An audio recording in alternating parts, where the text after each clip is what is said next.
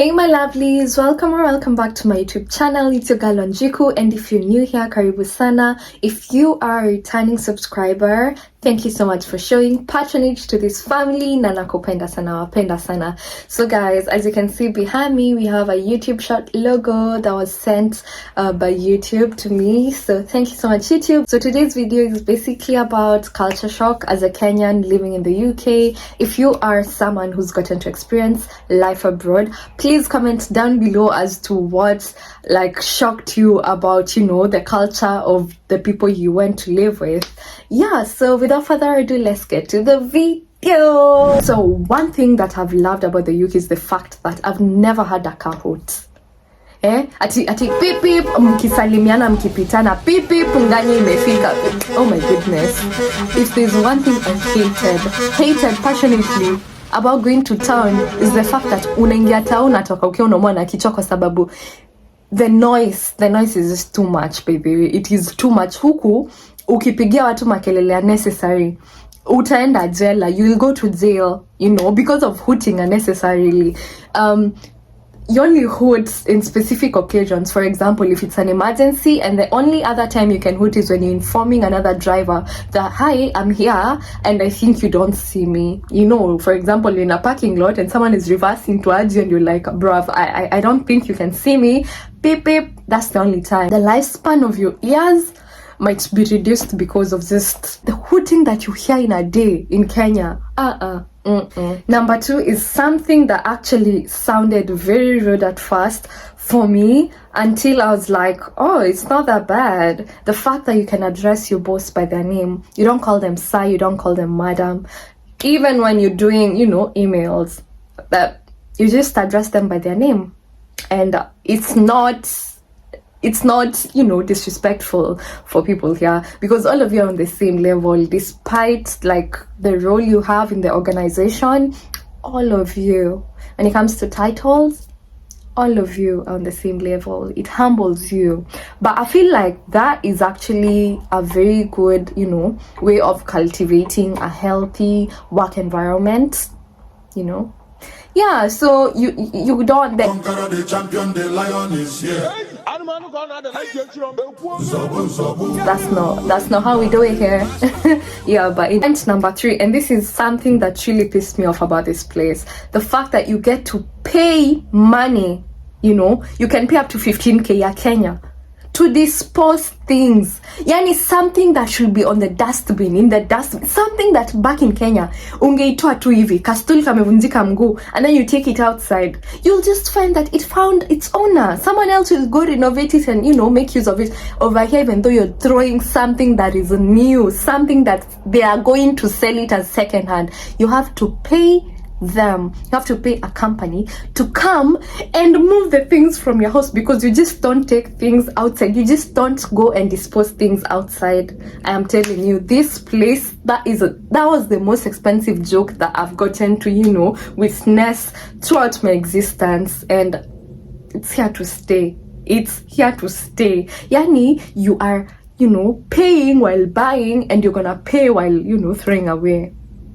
Such an expensive joke. Till date, I will never fathom. I will never get to understand why it is the way it is. But do we have a choice?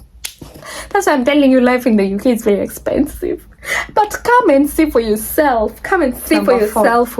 It is very normal to meet a fox outside your house, loitering. Yes, even in London, even on the streets, you're like, yo bro, what's up? I didn't see you yesterday, where were you? You're gonna meet foxes here, and it's very normal because it's a very forested place. We have foxes, we have wildlife as well, and I think they're usually hunting for deers, because we also have deers everywhere, because this place is very forested.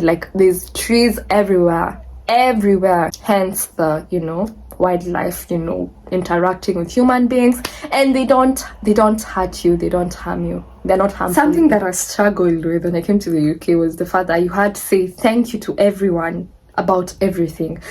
For example, unashuka kwa basi, you're lighting a bus, you have to say thank you. When someone holds the door for you, thank you. When even after speaking on the phone, you say thank you.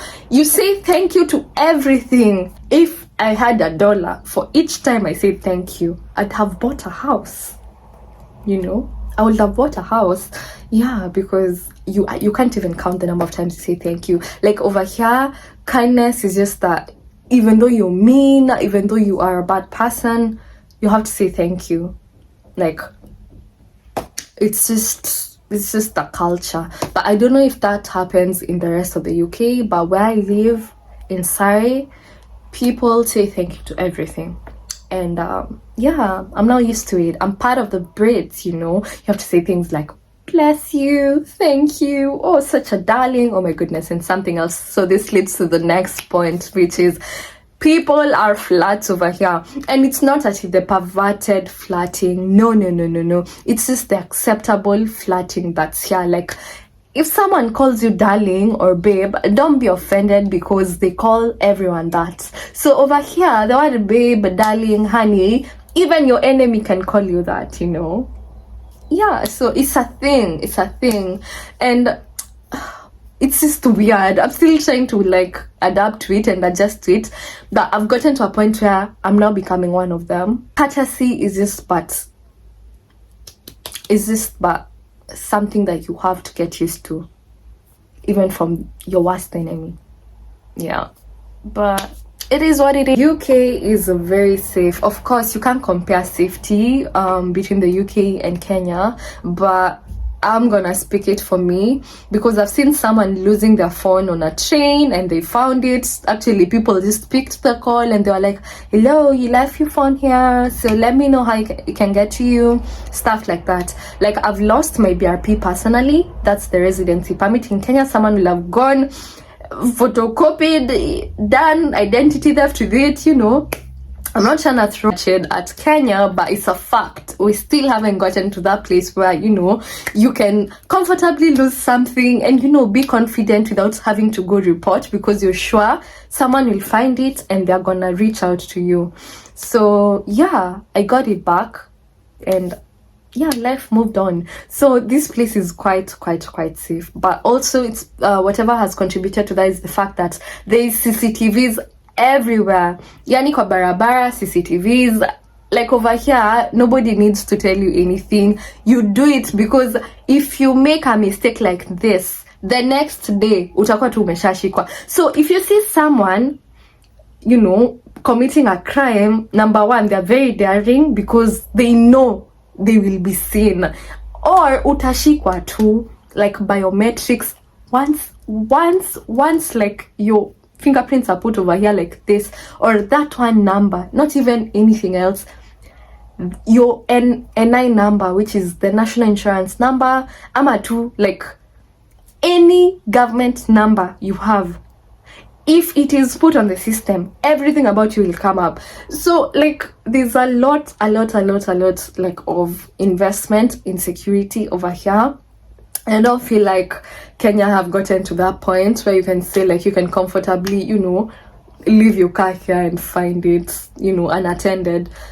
Unless there's also like, you know, places where you can't just, there's a hood pia huku kuna hood, but I don't expect you watch a laptop iko hapo juu ya like windscreen in the middle of London and you expect to find it, you know. Yeah, so unless you attract the thief in public by wearing a Rolex and you're walking, or maybe you're targeted, normal civilians, it's so hard, very hard to like, you know, encounter crime. Yeah, but you can tell me otherwise if, you know, you've had a different experience with living in the UK. A vehicle doesn't get to determine your social class here in the UK. And funny enough, the irony is a lot of immigrants are the ones that are buying these bougie vehicles, and a lot of locals, a lot of rich people drive to do-dos. So you wonder, where did we go wrong? But you know what? I don't blame nobody. You drive the car you want, because even a Tesla, a Mercedes S-Class over here is an Uber. So drive whatever you want. Nobody cares. Whatever people care about is how much is in your bank account. Yeah, because actually owning a vehicle is quite affordable here. Like, you get to pay monthly installments. So if you're paying 30k per month for a car in the UK because you paid in pounds, then that's quite cheap, right? Yeah. So anyway, as long as you're happy, but you can bet on me, it is immigrants, it is Africans, it is immigrants that get to buy the bougie vehicles here. Let's have that debate down in the comment section. Let me know why. Something that's a turn off for me that really pisses me off is the fact that people here don't wash their shoes. Yani kiatu tangu inunuliwe from the buying dates, a shoe will be worn for 3 years and it has never touched water. The only water it has touched is when it rains, na ni matope, and then someone has the audacity to wear it even on a norm. You have the audacity to wear a Louis Vuitton from head to toe, but the shoe, that Nike shoe, has been suffering for 3 years because you can't even use a wet wipe to wipe it once a week. Jasho yote. By the way, I will never understand that, and I can't be friends with such a person. I'm not being judgmental, but the fact that you can come to my house with a shoe that you've worn for the last 3 years and you never get to wash it, I will never understand. Honestly, I can't deal with that. Personally, I can't deal with that. Yeah, so I appreciate our African parents and the African upbringing in that line, because it's the most weird pet peeve that I have about this place. And this leads me to the next pet peeve that really pisses me off, because now it's a matter of, you are coming to my own property and you do not have the audacity to remove shoes or even ask if I allow people to enter my house with shoes. Imagine someone coming to repair or paint your wall or do a repair in your house, and they have the audacity to enter with boots that they haven't cleaned for 2 years into my house. My goodness, I usually run mad, by the way. I usually run mad. It's happened to me twice, and I just told my partner, Cheki, you deal with them, because I'm not gonna be happy. I'm not gonna say anything nice to them, because it got to a point where I was like, it's the audacity for me. This person even read my facial expression, and they knew I'm not really happy about it, because I will roll eyes and look at the shoes and then look at them. Like, why do you do that? Please, that's bad manners. Stop it. Change, please. Acha kwenda kuingia kwa nyumba ya watu na viatu. Okay, I'll see if they're gonna understand this, but yeah, that's another pet peeve. Another expensive, shocking, not culture, but reality about the UK is the fact that you get to pay for TV license for you to watch the free local stations. Yes, by free I mean there's no subscription like the way, things like Nickelodeon you pay for. On top of, your local KBC for Kenya, for UK now, BBC. For you to watch BBC, you need to pay 20k per year. Yes, you do. And yeah, as funny as it sounds, as unreal and surreal as it sounds, that's a fact. So when you're told life is very expensive, please think twice. Everything, you pay for everything. It's only air now that has been left for you not to pay for. But very soon, I think they will start telling you, if you don't pay, don't breathe. You see this tabia for people that when you're coming from church, you carry the whole kijiji that's going to your home location. It's not a thing here. It's something that a lot of Kenyans are gonna really experience and be like, but it's kindness, it's, communism. Over here, you only give lifts, or you only carry, or you only allow into your car, or allow someone to drive your car if they are under your insurance. So when you're paying for the car insurance, you also have to include the number of persons that you cover or are covered by that car insurance. So if it's you, your wife, and your kids, that's it. Nobody else is supposed to ever enter that car or drive it. It's only the names listed in the insurance that are supposed to be there. Otherwise, if anything were to happen, number one, that's a court case, and number two, the insurance only covers only the names listed. Maneno ati yakwa ule jirani mzuri uku, there's nothing like that. kila mtu venye ulikuja urudi kwako, and that's it. That's si kukua na roho mbaya. It's just how people have been raised here, and that's how the law is over here. So please, if anyone from here, you know someone who's lived abroad in Europe, in the UK, and unaona apendi kupeana gari yake, sikupenda kwake, don't blame, don't judge that person. It's just how it is. If I say Kenyans know how to party, I mean it. So over here, the party life is not that exaggerated as the way like you can find a Kenyan like partying from Monday to Friday and like they're just okay. No, over here, like for people to party, they need to organize it. Number one, because it's very expensive to buy like drinks over here and stuff like that, and also like noise is not really a thing over here. And if you want to go to like, for example, a place where like is noisy and you want to party there, then it's usually like soundproof, or like huku huwezi pigia watu makelele tu hivo. It's so hard to even see a club. Like it's rare. Clubs in Kenya are just like you walk every like 10 minutes you see a club. Over here, like that's very rare. Like they're there, but they're not really that visible as compared to Kenya, because the party life here is not, you can't even compare the party life here to half of what Kenyans, call partying. Yeah, someone who's earning less than you will be going for a vacation more than you. As an immigrant, like your colleagues will be going for vacations every like 2 weeks, every 3 weeks, and you're there wondering, like, these people are working for vacations, they're not working for like, investing back at home and stuff like that. That's why it's gonna be quite weird for you. But once you adjust it, you can even start, being like them. Because you know what?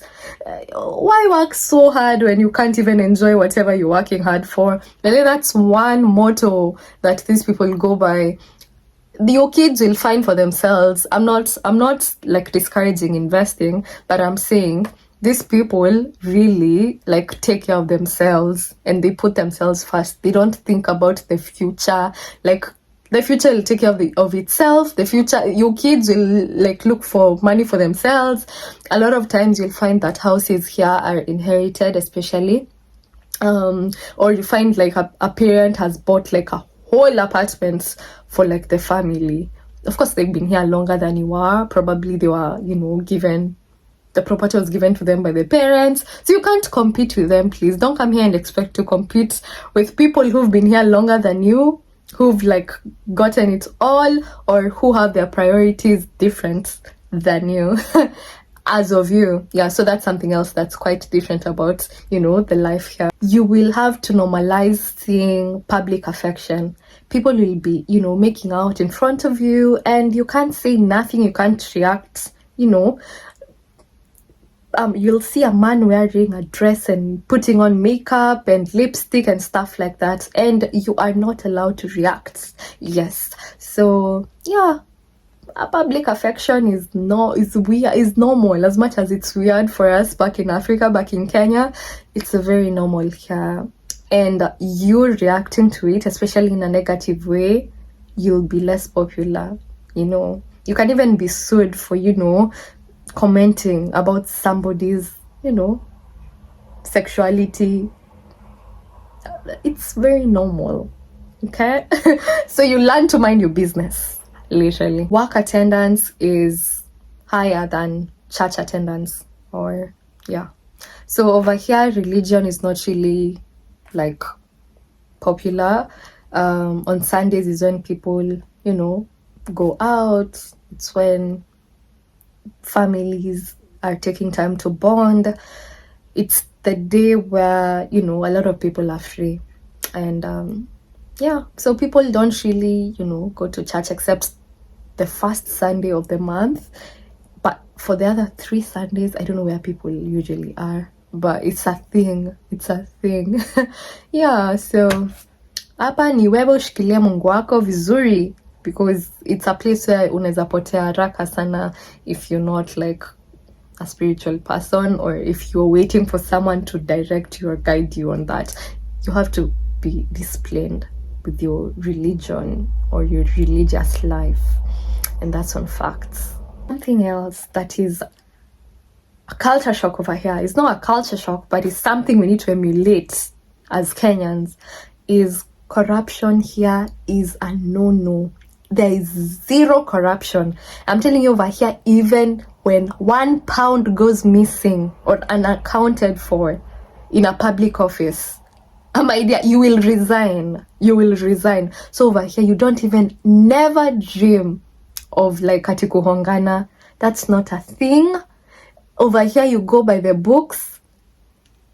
Corruption is not heard of here. It is a very serious crime that will take you to prison, and after that, if you're an immigrant, for example, kuhongana huku, you will be deported.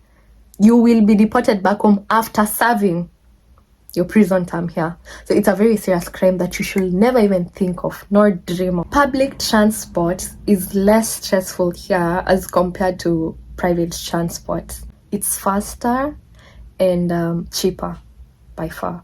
So you'll find that even CEOs, even ministers, even government officials, even the rich, everyone uses public transport when they feel like it's not at your sign of poverty. No. You will find them. They will even be standing. Like, you can't tell who's who because everyone can use it. And it's a very efficient, means of transport. So the way CG bodyguards and all that, where, for who, where? Not here. Everyone is equal here. Something else. Tertiary education is not really like a big deal here. Like, as long as you're done with your Form 4 here, you're free to live your life however. Like, it's not kama venye in Kenya, sasa ukienda universities when you're successful, you're not considered successful because you've attended tertiary education, because you've gone to campus. Over here, they have like programs like apprenticeships, where you can even become an engineer by apprenticeship. So you don't need to go to school for that. School here is not for the, a status of like a very qualified or someone who's doing good in life.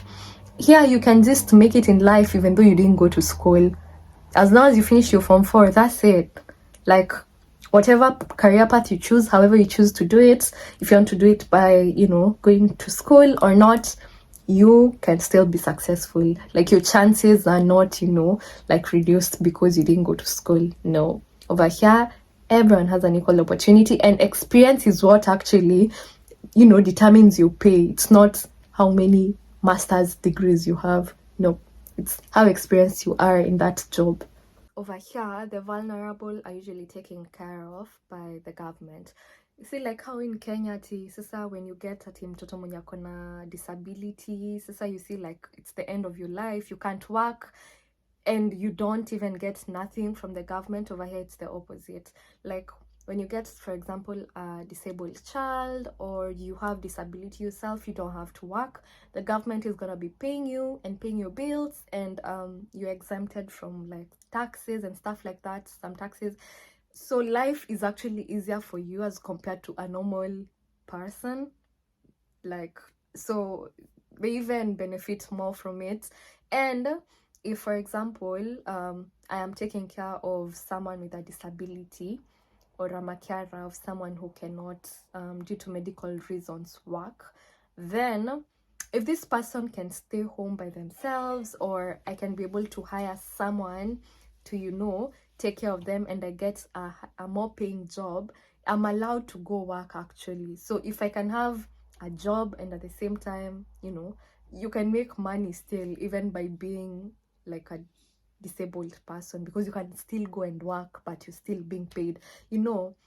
So that's something positive about this place that I really love. The fact that the government takes care of anyone who's considered vulnerable. If you're homeless, if you are going through like you got a child and you don't have like of course here childcare is very expensive. The government even pays for you any childcare, even though you're an immigrant, stuff like that. So that's one thing that's really. And my last point for this video is gonna be the latest phones. You see those phones that are owned by people you consider rich. phone is not like a status here as well. The same way cars aren't, phones aren't. The latest, like as soon as the next iPhone comes, everyone is gonna change. Like a lot of people are just gonna change because they're very affordable. Over here, you just pay per month, you know. So they're very affordable, and then even kids have the latest iPhones. Like an iPhone or the latest Samsung is not like a status, you know. It doesn't define a status. Yeah. So you're gonna be really humble because everyone has an iPhone here. Everyone has an iPhone 14 or 13 or whatever phone they choose. Thing is, they can afford it even though it's a kid. Yeah, because they're very affordable. So life is gonna humble you on that. So guys, that was it for this video. If you did enjoy, please give it a thumbs up, share, and please, if you haven't subscribed and you're watching this, please do consider subscribing. It goes a long way for us content creators. Please let me know what other kind of videos you'd like me to do and share with you guys, and I will see you on the next one. Bye.